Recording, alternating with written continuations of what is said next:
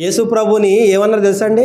నీవు దయ్యము పట్టిన వాడవు, దేవుణ్ణి పట్టుకుని నువ్వు దయ్యము పట్టిన వాడవు అన్నప్పుడు కోపం వస్తుందా రాదా?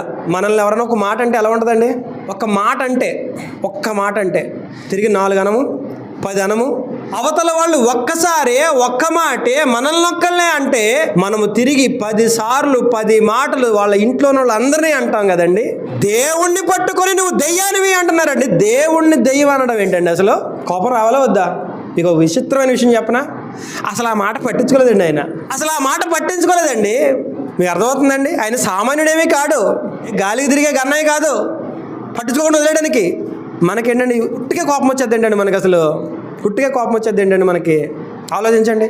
ఆయన స్థాయి ఎక్కడున్నాడు? ఆయన ఎక్కడున్నాడు, మనం ఎక్కడున్నాం? యేసు వారిని చూచి ఎవడ్రా దెయ్యం?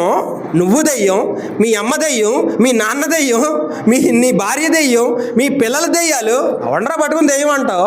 నన్ను దెయ్యం అంటావా? అసలు ఏం లేదండి. ఆ మాటే పట్టించుకోలేదండి ప్రభు.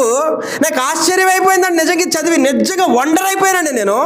ఒక మాట మనల్ని ఎవరైనా అంటే తిరిగి మనం రగిలిపోతుంటామే. ఒకటికి 10 మాటలు అనేంత వరకు నిద్రపోమే. తిరిగి మనం కొట్టే వరకు నిద్రపోము, తిట్టే వరకు నిద్రపోము. 1కి 10 మాటలు అన్ని తీరాల్సిందే. మనలో ఉన్నాయి ఈ లోపాలు.